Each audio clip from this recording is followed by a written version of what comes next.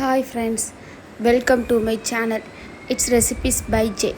இன்றைக்கி நம்ம சேனலில் என்ன ரெசிபி பார்க்க போகிறோம் அப்படின்னா சிக்கன் கிரேவி எப்படி பண்ணலான்னு பார்ப்போம். இது வந்து நல்ல சப்பாத்தி, ஃப்ரைட் ரைஸ், பிரியாணி எல்லாத்துக்குமே நல்ல செமையான காம்போ. ஸோ இந்தமாரி ரெசிபி பண்ணுறதுக்கு நம்ம ஃபஸ்ட்டு வந்து ஒரு கடாய் எடுத்துக்கிறோம். கடாயில் வந்து நல்லெண்ணெய் விட்டுக்கிறோம்.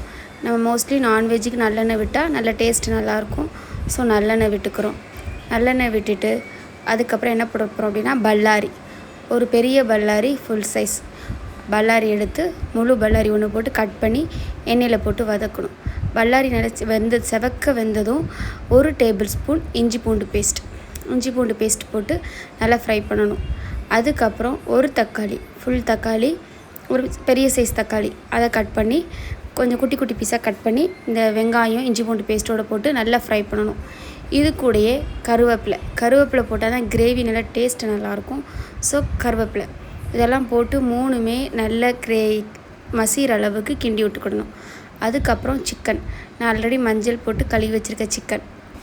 ஸோ அந்த சிக்கன் அதையும் இந்த கிரேவியோடு போட்டு நல்லா பரட்டி விடணும். நல்லா எண்ணெயில் நல்லா பரட்டி விட்டு அந்த இஞ்சி பூண்டு வாசம் வந்து அந்த சிக்கனில் ஏறணும்.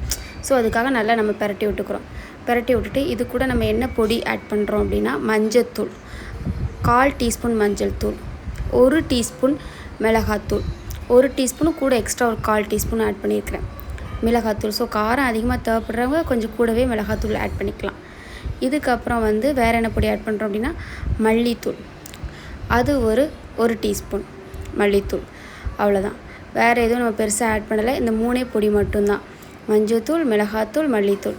இது 3 நல்லா போட்டு இந்த கறியோட நல்லா அந்த மசாலா வந்து மிக்ஸ் ஆகணும். ஸோ நல்லா பரட்டி விட்டு கொஞ்சம் அந்த எண்ணெயிலே வந்து லைட்டாக அந்த கறி வந்து வேகணும். ஸோ ஆல்ரெடி சிக்கன்லேயே கொஞ்சம் தண்ணி இது இருக்கிறதால ஸோ அடி பிடிக்காது. ஸோ அதில் நல்லா பரட்டி விட்டு நல்லா வேக வைக்கணும். அதுக்கப்புறம் வந்து இந்த சிக்கனுக்கு தேவையான தேவையான அளவு உப்பு போட்டு அதையும் இந்த சிக்கனோட நல்லா மிக்ஸ் பண்ணி வதக்கினதுக்கப்புறம் தேவையான அளவு தண்ணி, கிரேவிக்கு வந்து தேவையான அளவுக்கு தண்ணி, ரொம்ப தண்ணி ஆட் பண்ண வேண்டாம், ரொம்ப நேரம் வத்துற மாதிரி இருக்கும். ஸோ மீடியமாக அந்த கறியெல்லாம் முங்குற அளவுக்கு தண்ணி ஊற்றி நல்லா மிக்ஸ் பண்ணி கொதிக்க விடணும். நல்லா கொதித்து வந்ததுக்கப்புறம் அதுவே நல்லா சிம்பிளில் வச்சிடணும் அதுக்கப்புறம் அடுப்பில் வச்சு கொதிக்க அப்படியே கிரேவி கன்சிஸ்டன்சிக்கு வந்துடும். நல்ல செமி சாலிடாக ஆகி நமக்கு தேவையான அளவுக்கு அது கிரேவி ஆன உடனே ஃபைனலாக நம்ம என்ன ஆட் பண்ண போகிறோம் அப்படின்னா இதில் கார்னிஷிங்காக கொத்தமல்லி இலை நல்லா குட்டி குட்டியாக கட் பண்ணி கொத்தமல்லி இலையை நல்லா அந்த சிக்கன் கிரேவி மேலே போட்டு நல்லா பரட்டி விடணும். பரட்டி விட்டு அடுப்பை ஆஃப் பண்ணி வச்சிடணும். கொஞ்சம் லைட்டாக தண்ணி இருக்கும் போதே அடுப்பு ஆஃப் பண்ணிடுங்க. கொஞ்சம் நேரத்தில் அதுவே ஆட்டோமேட்டிக்காக வற்றி நம்ம கிரேவி செமி சாலிடாக கிரேவி வந்து செமையாக சூப்பராக ரெடி ஆயிரும்.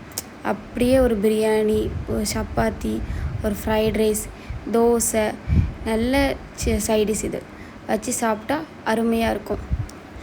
தேங்க்ஸ் ஃபார் வாட்சிங் my channel. Like, share and subscribe. If you like, comment my channel. Thank you for watching my channel.